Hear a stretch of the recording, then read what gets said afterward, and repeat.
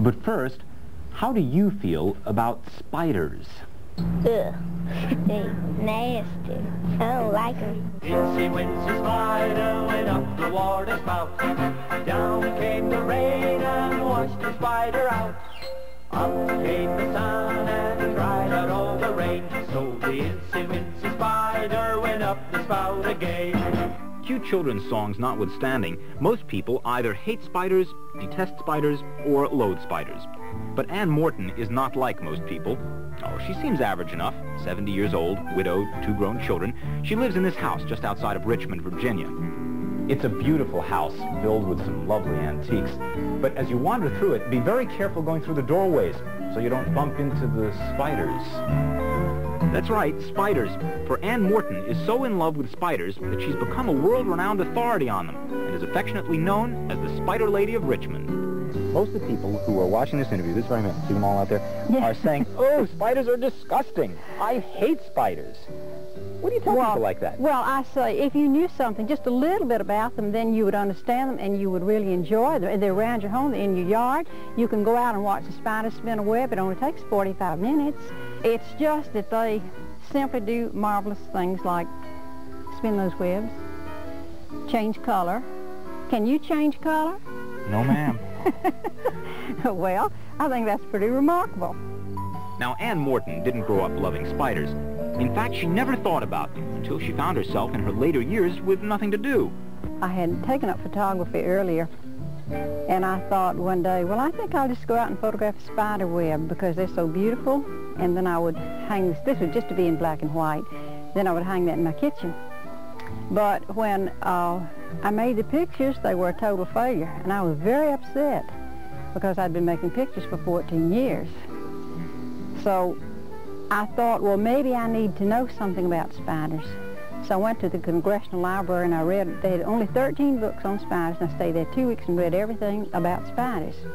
And I got so charged up, I decided to buy a camper and go to every state in the United States and photograph spiders and publish a book. Well, I've never published a book, but I've certainly had a lot of fun. And while she's had fun, she's made a huge contribution to man's general knowledge about her creepy 8-legged friends. She's the founder of the world's only spider museum, which is located in Richmond, Virginia, and houses her collection of spiders, tarantulas, and incredible photographs. She's authored articles, lectured groups from around the country, and traveled around the world. And as you know, she keeps a few spiders around the house. Well, I had 8 garden spiders hanging in my kitchen one summer. And I set the clock to wake up every hour so that I could see what time they spin their webs. You had 8 garden spiders hanging in your kitchen. That didn't affect your guests or... Well, I didn't have to guess. They wouldn't come. But if you do visit Ann Morton's house, you'll see plenty of spiders. See, there's one up there. She looks like 1 in a million. Well, now, that's the golden silk spider. She's the only one out of 40,000 that spins a yellow web. Where's the spider from? Ocean Springs, Mississippi.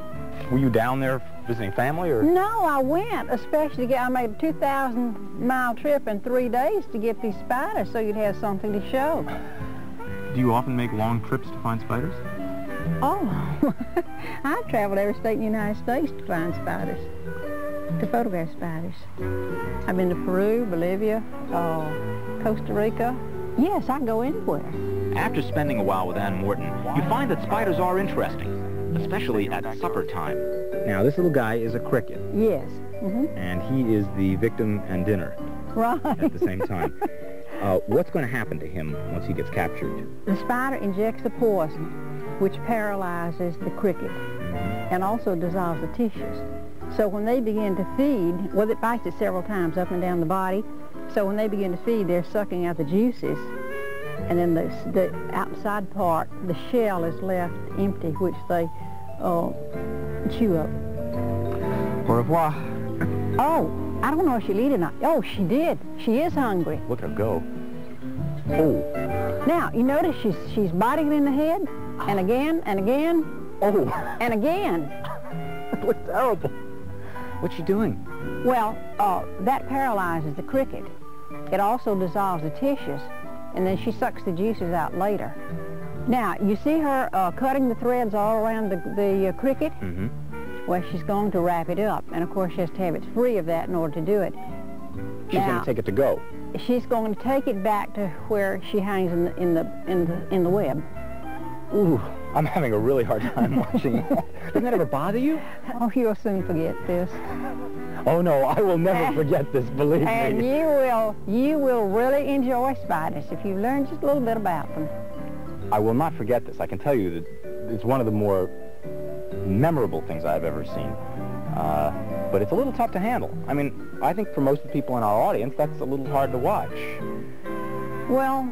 Do you understand that?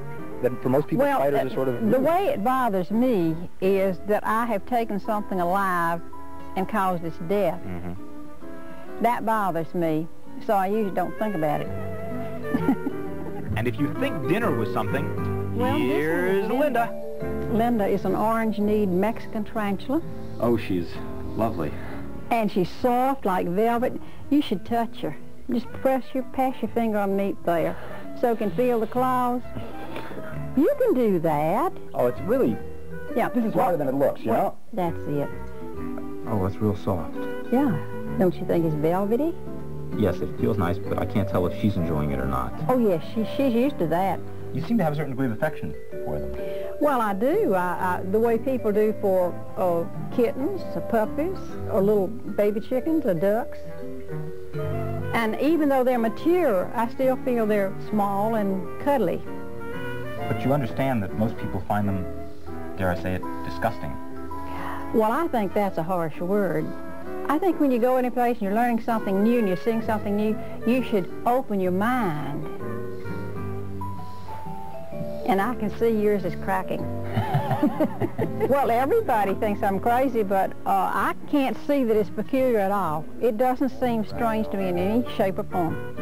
And now that you've had a chance to meet Ann Morton and her unusual friends, I know that you too have learned to appreciate spiders, perhaps even to love them. Next time you see a spider in your house, what are you going to do?